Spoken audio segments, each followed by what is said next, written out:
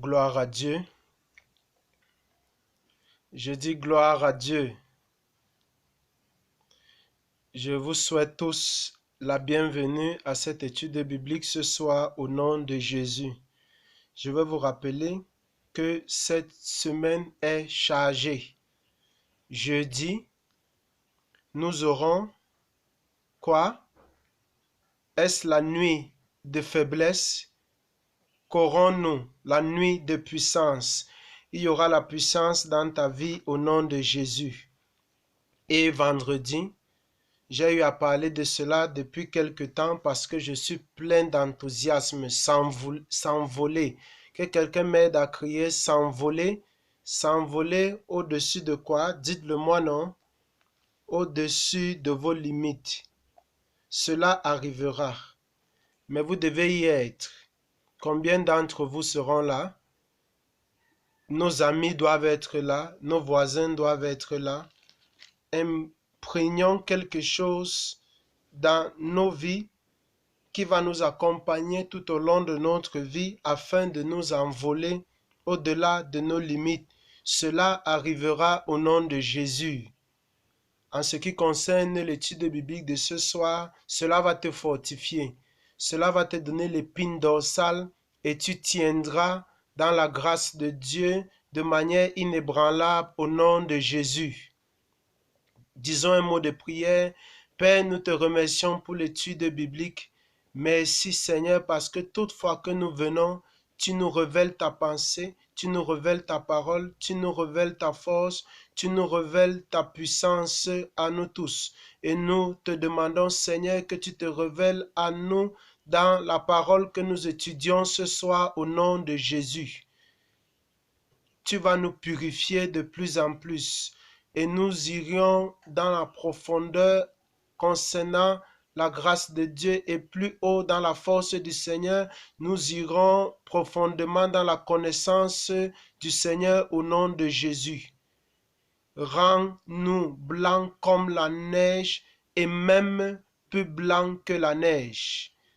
Et le peuple de Dieu répond Amen. Nous étudions en Marc chapitre 7. En réalité, aujourd'hui, nous allons étudier les versets qui sont la suite des versets que nous avons étudiés la semaine dernière. La semaine dernière, nous avons étudié la parole de Dieu concernant la tradition des anciens, dont les pharisiens se sont plaints, disant que les disciples de Jésus-Christ n'observaient pas chaque fois qu'ils rentraient de leur marché, qu'ils rentraient de l'extérieur pour revenir chez eux, avant de manger, ils se lavaient les mains de manière cérémonielle jusqu'au coude. Et s'ils ne le faisaient pas, ils ne pensaient pas pouvoir toucher ni manger quelque chose. Pas seulement cela, ils lavaient les coupes de manière impeccable, de manière cérémonielle. Ils lavaient même les tables, c'était leur tradition. Mais Jésus-Christ est venu pour sauver, il est venu purifier le cœur. Il est venu montrer au peuple que ce n'est pas la purification extérieure qui importe, mais c'est la purification interne, c'est-à-dire celle du cœur. Et aujourd'hui, comme nous étudions cette parole, les disciples sont venus à Jésus, ils voulaient être clarifiés, ils voulaient plus de compréhension, ils voulaient que Jésus leur expose davantage la parole de Dieu sur ce qu'il avait dit. Il s'agit ici du lien de l'étude de cette semaine avec l'étude de la semaine dernière. Marc chapitre 7, lisons le verset 14.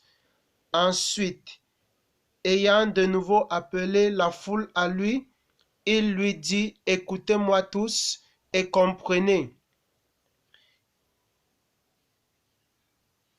Il dit ici, et comprenez, il ne faut pas écouter sans comprendre. Il est inutile de venir à l'étude biblique, d'écouter, d'entendre, juste pour accomplir ce qui est juste et pour dire j'y étais. Il faut la compréhension C'est pourquoi Jésus a dit, écoutez-moi tous, entendez-moi tous et comprenez. Il n'est hors de l'homme rien qui entre en lui puisse le souiller, mais ce qui sort de l'homme, c'est ce qui le souille. Si quelqu'un a des oreilles pour entendre, qu'il entende. Lorsqu'il fut entré dans la maison, loin de la foule, ses disciples l'interrogèrent sur cette parabole. Concernant l'illustration, concernant sa déclaration, il leur dit, vous aussi, êtes-vous donc sans intelligence? Ne comprenez-vous pas que rien de ce qui du dehors entre dans l'homme ne peut le souiller? Pourquoi? Parce que cela n'entre pas dans son cœur. Ce qu'il dit ici, c'est que la nourriture n'entre pas dans le cœur directement. Cela entre dans le corps, dans le ventre.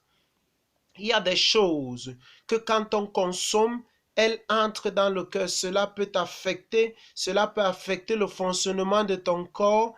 Cela peut affecter ton cœur, cela peut affecter ce qui sort de toi. Il y a même des choses que quand tu consommes, cela entre dans ton cerveau, cela va t'affecter. Mais en ce qui concerne les choses qui vont dans le ventre, c'est-à-dire c'est juste la nourriture, c'est juste un repas, et cela entre dans ton ventre. Le verset 19 nous dit, car cela n'entre pas dans son cœur, mais dans son ventre, puis s'en va dans les lieux secrets qui purifient tous les aliments. Qu'est-ce que cela veut dire? Cela veut dire que quand tu manges de la nourriture, il y a une partie de la nourriture qui nourrit ton corps, qui te donne davantage l'énergie, la force et la puissance. Et la partie inutile qui n'est pas serviable à ton corps, cela sort et tu repousses cela et cela s'en va.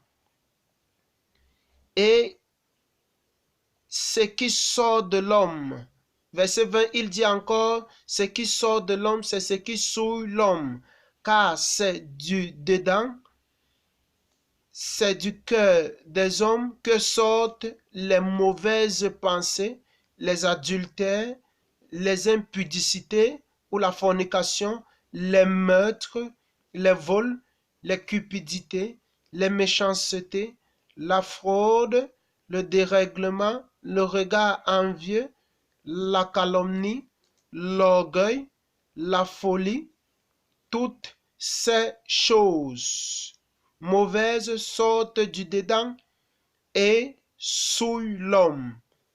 Voilà les versets que nous allons étudier aujourd'hui et le thème de notre message c'est purifier le cœur de l'homme de toute souillure. Purifier le cœur de l'homme de toute souillure. La raison pour laquelle Jésus a expliqué tout ceci aux disciples et à nous, c'est pour que nous sachions la manière dont nous devons axer notre foi chrétienne et notre vie chrétienne et la manière dont nous devons axer, c'est-à-dire en ce qui concerne la purification, l'épuration, étant totalement affranchi du péché dans notre vie. Il ne veut pas que nous courions après les choses qui sont inutiles, que nous établissions les règlements intérieurs, les lois, disant on ne peut pas manger ceci, on doit manger ceci, que non, la nourriture a été donnée par le Seigneur et cela est purifié et sanctifié et est mis à part pour nous, pour que cela serve à notre corps, pour que nous ne partions pas ça et là, dire aux gens ne mangez pas ceci, ne mangez pas cela. Nous leur dirons que la parole de Dieu a mis toutes choses à notre disposition pour la nutrition de notre corps. Et nous ne devons pas prendre compte de tout cela. 1 Timothée chapitre 4, lisons le verset 1. L'Esprit dit expressément que dans les derniers temps, quelques-uns abandonneront la foi pour, vous voyez, il s'agit des derniers temps dans lesquels nous vivons.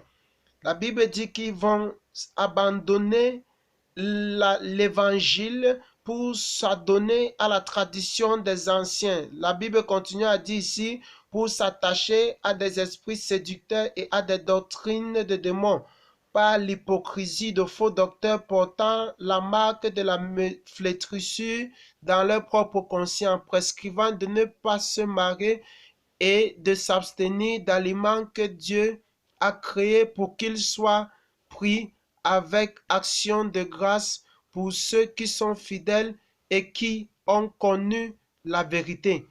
Ce sont des gens qui se comportent comme des pharisiens et ils vous donnent des ordres, ils me donnent des ordres et ils établissent des interdictions disant tu ne dois pas manger ceci ou cela. Verset 4, lisons, car tout ce que Dieu a créé est bon. L'ancienne alliance est abolie. Concernant les animaux purs et impurs, cela est aboli. Ce que tu dois manger, ce que tu ne dois pas manger, cela est aboli. Mais les pharisiens étaient toujours tenaces à cela. Et ils ne se limitaient pas seulement à ce qu'il faut manger ou qu'il ne faut pas manger. Ils sont arrivés jusqu'au point où ils parlaient de comment laver les mains. Ils traitaient du lavage de mains. Jésus disait que tout cela est passé, que c'est ce qui sort de ta bouche venant du cœur qui importe. Verset 4, car tout ce que Dieu a créé est bon et rien ne doit être rejeté pourvu qu'on le prenne avec action de grâce. Il dit, pourvu qu'on le prenne avec action de grâce. Verset 5, parce que tout est sanctifié par la parole de Dieu et la prière. Cela est sanctifié. Cela est pour toi, cela est profitable à toi, à ton corps. Et comme tu reçois cela du Seigneur, tu y ajoutes la prière, mais les disciples n'avaient pas compris cela. Ils n'avaient pas compris ce que Jésus avait dit dans ce domaine et ils lui ont posé donc des questions. Il est bon de poser des questions, les questions utiles, profitables, les questions bibliques, les questions d'illumination pour te permettre d'avoir une compréhension plus claire et plus explicite. C'est pourquoi nous étudions les versets d'aujourd'hui sous le thème « Purifier le cœur de l'homme de toute souillure ». Nous allons aborder ce thème en 3 points. Premièrement, confirmer son enseignement pour développer ses serviteurs transformés.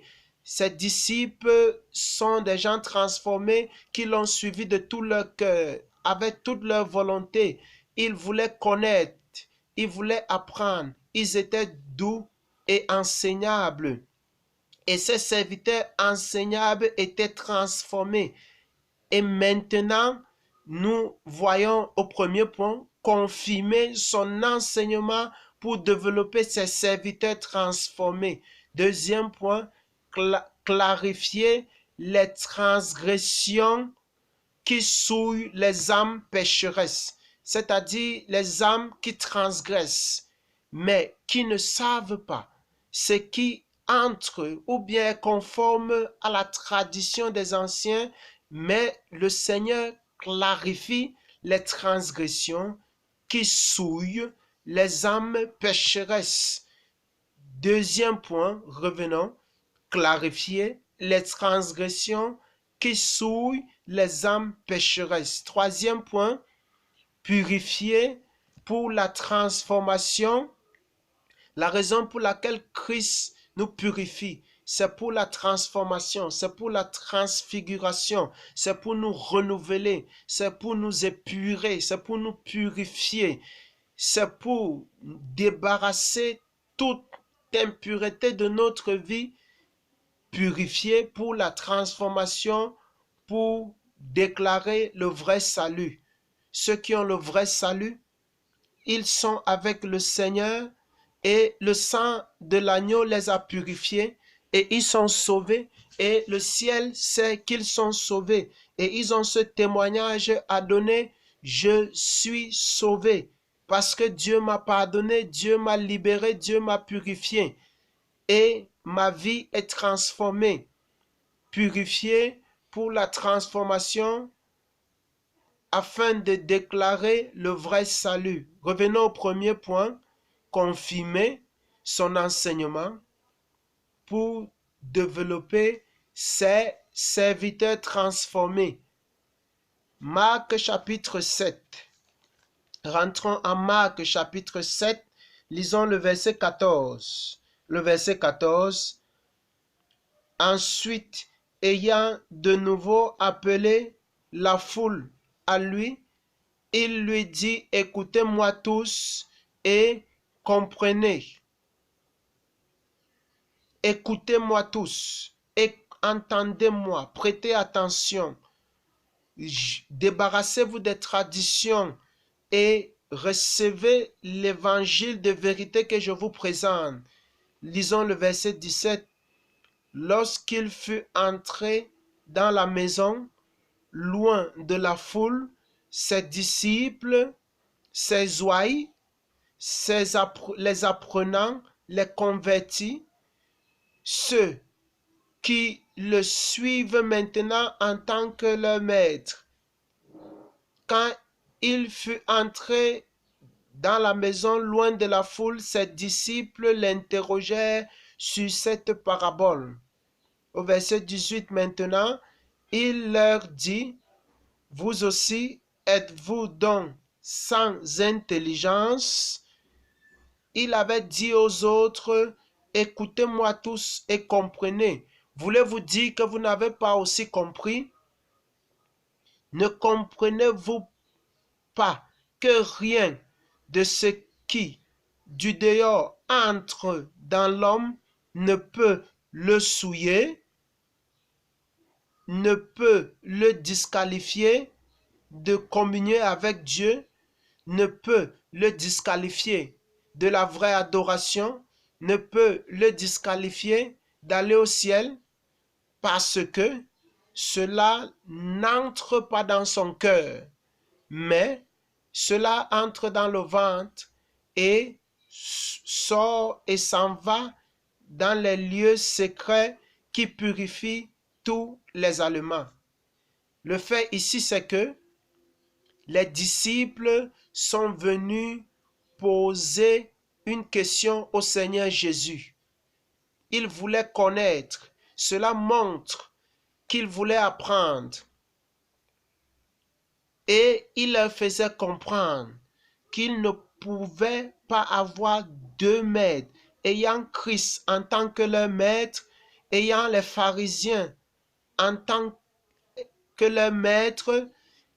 Il y avait d'abord les Juifs qu'ils devaient suivre, mais ils ont suivi Christ, l'enseignant parfait, l'enseignant véritable qui est venu du ciel.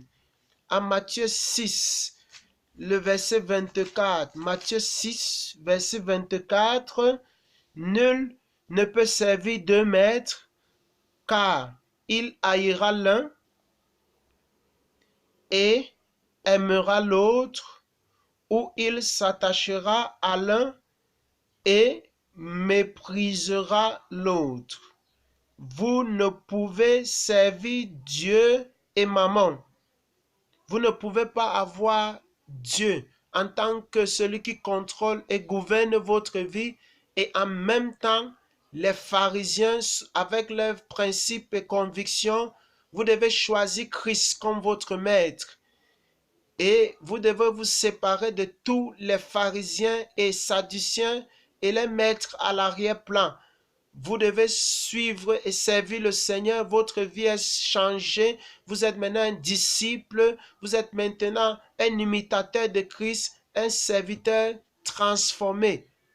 Et maintenant, Si vous voulez connaître quelque chose, vous devez demander cela à Christ. Lisons Jean chapitre 8, Jean 8, verset 30. Jean chapitre 8, le verset 30. Le verset 30 nous dit, comme Jésus parlait ainsi, plusieurs crurent en lui. Et il dit aux Juifs qui avaient cru en lui, si vous demeurez dans ma parole. Vous suiviez les traditions avant, vous suiviez les pharisiens. Vous avez considéré les scribes et les pharisiens comme ayant autorité sur votre vie, comme l'autorité finale, comme les initiateurs de votre religion. Mais maintenant, vous avez cru au Seigneur Jésus-Christ, vous êtes purifiés, vous êtes changés, vous êtes transformés. Votre vie est renouvelée. Maintenant, vous devez persévérer dans ma parole, demeurer dans ma parole. Vous ne devez pas rentrer à la tradition.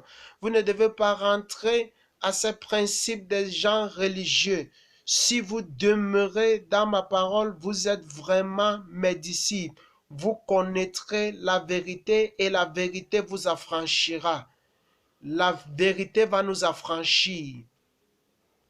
Vous ne serez pas sur le joug des pharisiens, vous ne serez plus sur le joug des anciens de la religion, vous ne serez plus sur le joug des gens qui suivent la tradition du monde, mais vous serez sous Christ. Christ qui nous purifie, Christ qui change nos vies, Christ qui nous montre comment vivre par sa force, parce que nous sommes les enfants de Dieu transformés et nous vivons par cette parole et il en sera ainsi au nom de Jésus.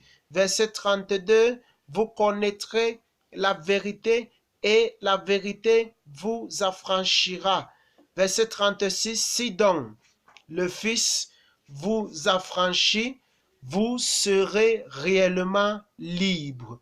Le Seigneur va te rendre totalement pur et libre au nom de Jésus. Maintenant, étudions ces caractéristiques des serviteurs transformés. Il s'agit des disciples de Christ. Quelque chose a été dit, ils ont entendu quelque chose de Christ ou bien des représentants de Christ et ils n'ont pas compris. Comment doivent-ils se comporter? Ils viennent demander pour se rassurer. Ils sont allés à Christ afin de connaître la vérité. Matthieu chapitre 13, lisons le verset 36. Matthieu 13, le verset 36. Alors il renvoya la foule et entra dans la maison. La suite, ses disciples s'approchèrent de lui et dirent, explique-nous la parabole de l'ivraie du champ. Si vous écoutez quelque chose et que vous ne comprenez pas, ne faites pas comme si vous n'avez pas écouté. Vous avez écouté par rapport au royaume, c'est comme si vous n'avez pas écouté. Vous avez entendu par rapport à aller au ciel, c'est comme si vous n'avez pas compris. Vous partez à l'église et on vous lit les Écritures et vous ne comprenez pas. C'était comme si vous n'avez pas écouté. Vous avez écouté les paroles de Jésus.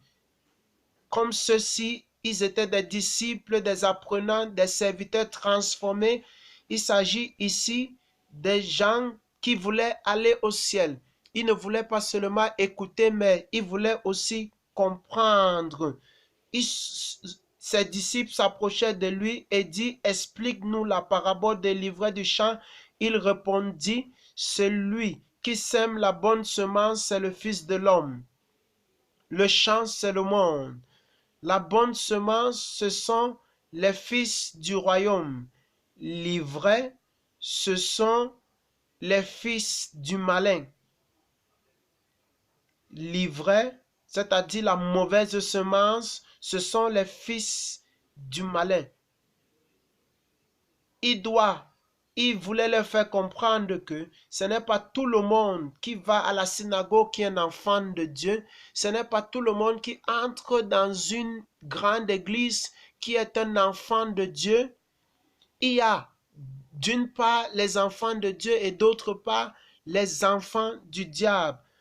39, l'ennemi qu'il a semé, c'est le diable. La moisson, c'est la fin du monde. Les moissonneurs, ce sont les anges. Or, comme on arrache l'ivraie et qu'on la jette au feu, il en sera de même à la fin du monde.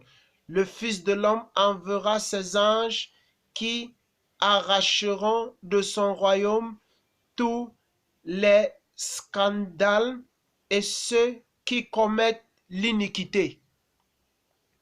Verset 42, et ils les jetteront dans la fournaise ardente où il y aura des pleurs et des grincements de dents. Alors les justes resplendiront comme le soleil dans le royaume de leur Père. Que celui qui a des oreilles pour entendre, entende.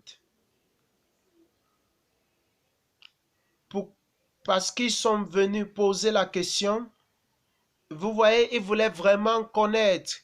Peut-être il y a des gens qui posent souvent les questions, pas parce qu'ils veulent comprendre, ils veulent seulement parler, ils veulent juste provoquer les gens, ils ne sont pas enseignables. Les disciples enseignables de Christ sont des gens qui sont venus lui poser la question après l'avoir écouté et ils n'avaient pas compris ce qu'il avait dit. Marc chapitre 10, verset 10. Lorsqu'ils furent dans la maison, les disciples l'interrogèrent encore là-dessus. Il leur avait prêché la parole et il leur avait prêché ouvertement dans une assemblée, dans une congrégation. Et ils n'avaient pas vraiment compris ce qu'il avait dit. Et parce qu'ils étaient des serviteurs enseignables et transformés et qu'ils voulaient comprendre davantage la parole du Seigneur, au verset 10, la Bible dit, lorsqu'ils furent dans la maison, les disciples l'interrogèrent encore là-dessus. Il s'agit de quoi? Lisons à partir du verset 1. Jésus étant parti de là, se rendit dans le territoire de la Judée, au-delà du Jourdain. La foule s'assembla de nouveau près de lui, et selon sa coutume, il se mit encore à l'enseigner. Les pharisiens l'abordèrent, et pour l'éprouver, ils lui demandèrent s'il est permis à un homme de répudier sa femme. Il leur répondit, que vous a prescrit Moïse? Moïse, dit-il, a permis d'écrire une lettre de divorce et de répudier. Et Jésus leur dit, c'est à cause de la dureté de votre cœur que Moïse vous a donné ce précepte. Mais au commencement de la création, Dieu fit l'homme et la femme. C'est pourquoi l'homme quittera son père et sa mère et s'attachera à sa femme, et les deux deviendront une seule chair. Ainsi, ils ne sont plus deux, mais ils sont une seule chair. Que l'homme donc ne sépare pas ce que Dieu a joint. C'est de ça qu'il s'agissait. Voilà la parole, voilà l'enseignement. C'est l'instruction qu'il avait donnée. C'est pourquoi au verset 10, les disciples étaient confus. Ils n'avaient pas pleinement compris. Et chaque fois qu'ils ne comprenaient pas quoi que ce soit, ils posaient la question, afin que Jésus leur en donne clarification. Le verset 10, lorsqu'ils furent dans la maison, les disciples l'interrogeait encore là-dessus. Il leur dit, celui qui répudie sa femme et qui en épouse une autre commet un adultère à son égard. Et si une femme quitte son mari et en épouse un autre, elle commet un adultère. Ainsi, vous comprenez, les disciples sont venus, ils voulaient connaître. Jean chapitre 3. Jean chapitre 3. Jean 3. Lisons le verset 7. Jean chapitre 3, verset 7. Ne t'étonne pas que je t'ai dit, il faut que vous naissiez de nouveau. Le vent souffle où il veut et tu en entends le bruit, mais tu ne sais d'où il vient ni où il va. Il en est ainsi de tout homme qui est né de l'esprit. Nicodème a écouté cela, il n'a pas compris. Et quand tu écoutes quelque chose concernant un verset que tu ne comprends pas, c'est comme si tu n'as pas compris. Tu as entendu quelque chose sur le salut, tu ne comprends pas. Sur la nouvelle naissance, c'est comme si tu n'as pas compris. Tu as entendu parler de la réconciliation avec Dieu, c'est comme si tu n'as pas bien compris. Verset 9, Nicodème lui dit, comment cela peut-il se faire? Je ne comprends pas. J'ai besoin que tu m'en expliques. Pour être transformé, pour être enseignable, tout ce que nous écoutons sans comprendre, nous devons demander. Et l'explication qui en suivra nous permettra de bien comprendre. Verset 10, Jésus lui répondit, tu es le docteur d'Israël et tu ne sais pas ces choses. Tu es le docteur, l'enseignant, le dirigeant, le chef, le dirigeant de la synagogue, un membre du Sanhédrin, et tu ne comprends pas ceci. Verset 14, et comme Moïse éleva le serpent dans le désert, il faut de même que le Fils de l'homme soit élevé, afin que quiconque croit en lui ait la vie éternelle. Jésus-Christ est rentré dans l'Ancien Testament et a narré l'histoire du serpent d'airain élevé et comment cela a été élevé et tout le monde fut guéri et il a pris cela et a permis à Nicodème de comprendre l'implication spirituelle. Verset 16, car Dieu a tant aimé le monde qu'il a donné son Fils unique afin que quiconque croit en lui ne périsse point, mais qu'il ait quoi? Dites-le-moi, la vie éternelle. Cela est nôtre au nom de Jésus. Acte chapitre 8. Tu écoutes quelque chose sur l'évangile, tu ne comprends pas, tu dois poser la question. Tu ne dois pas seulement te presser, te précipiter de dire non, j'ai écouté. Si tu ne comprends pas, prends du temps pour poser les questions. Lis encore cela, reconsidère cela, réexamine cela jusqu'à ce que tu comprennes. Et quand tu as compris, prie que cela entre dans ton cœur, que cela transforme ta vie et que cela te pousse à expérimenter ce salut et cette vie éternelle. Acte chapitre 8, lisons le verset 30. Philippe accourut et entendit l'Éthiopien qui lisait le prophète Ésaïe. Il lui dit, comprends-tu ce que tu lis? Est-ce que tu comprends ce que tu as lu? Est-ce que tu comprends ce que tu as entendu? Est-ce que tu comprends ce que tu as appris? La compréhension est très importante. Pour que cela quitte la tête vers le cœur, tu dois comprendre. Verset 31, il répondit, comment le pourrais-je si quelqu'un ne me guide? Et il invita Philippe à monter et à s'asseoir avec lui. Le passage de l'Écriture qu'il lisait était celui-ci. Il a été mené comme une brebis à la boucherie et comme un agneau muet devant celui qui le tond. Il n'a point ouvert la bouche. Dans son humiliation, son jugement a été levé et sa postérité qui la dépeindra, car sa vie a été retranchée de la terre. L'eunuque dit à Philippe, je te prie, je te pose maintenant la question, illumine-moi, de qui le prophète parle-t-il ainsi? Est-ce de lui-même ou de quelque autre? Alors Philippe, ouvrant la bouche et commençant par ce passage, lui annonça la bonne nouvelle de qui, dites-le-moi, Jésus. Il lui montra que c'est Jésus qui vint mourir pour le péché de toute l'humanité.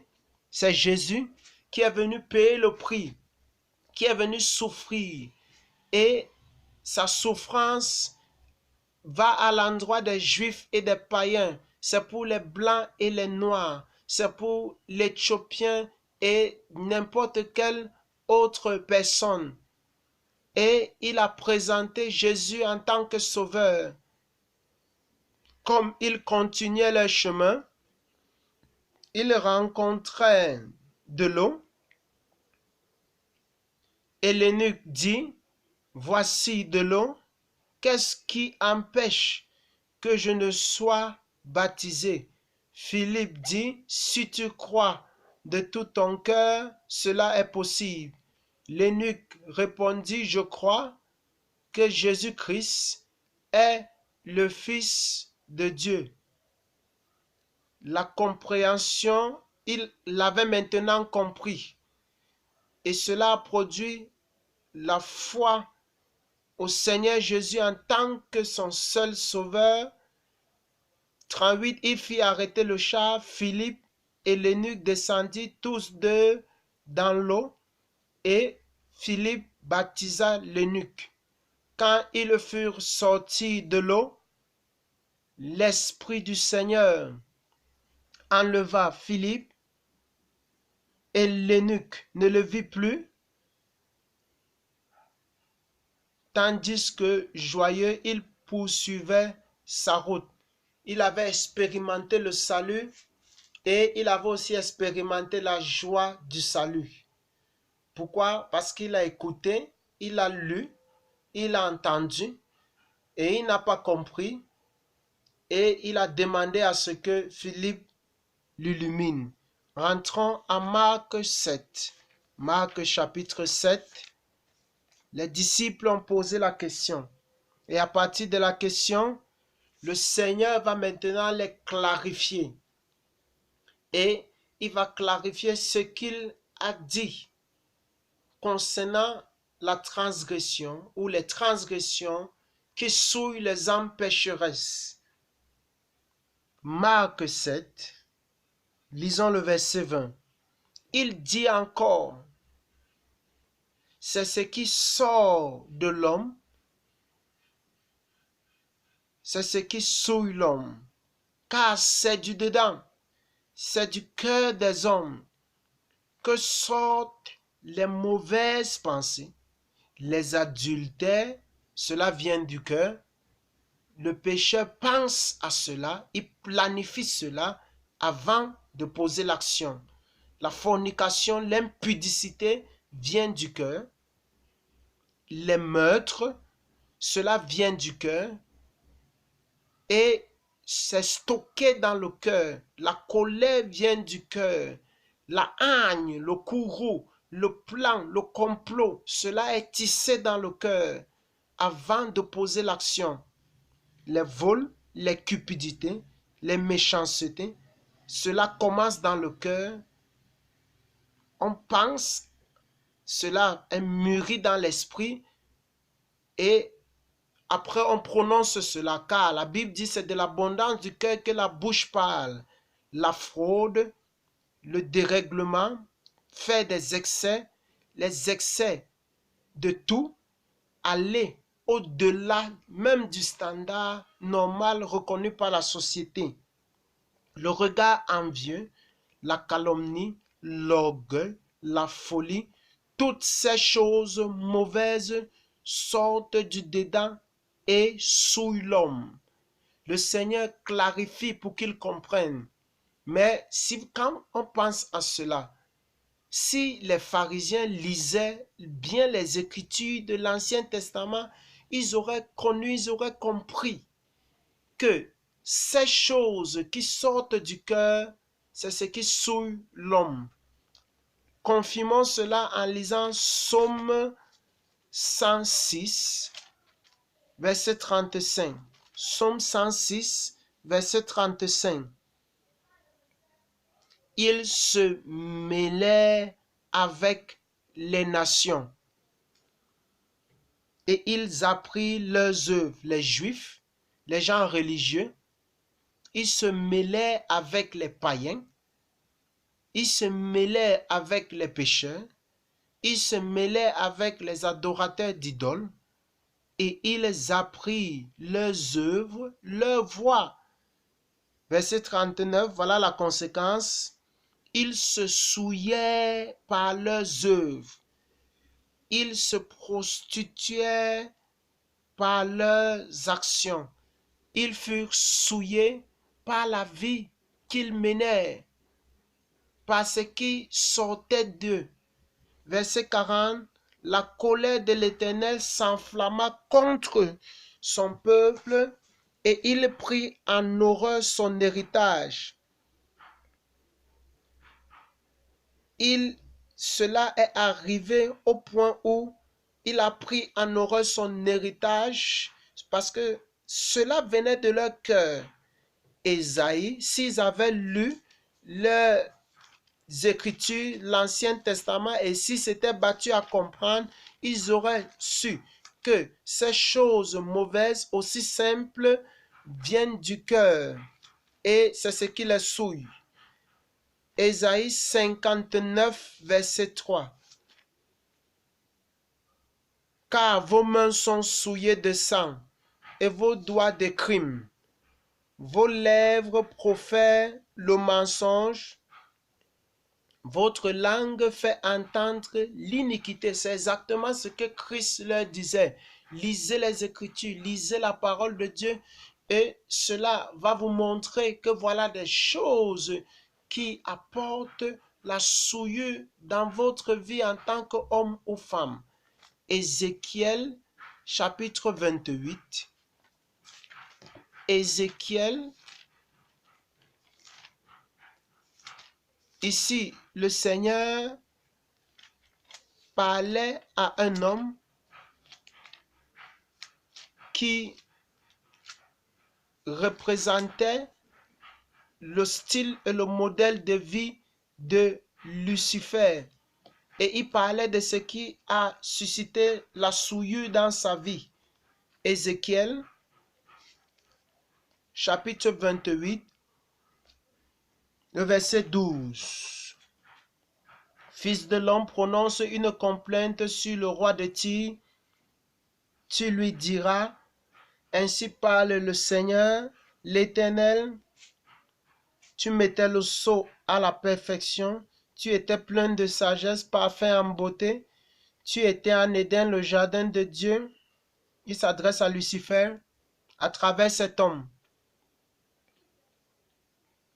Tu étais couvert de toute espèce de pierres précieuses, de sardoine, de topaze, de diamant, de chrysolite, d'onyx, de jaspe, de saphir,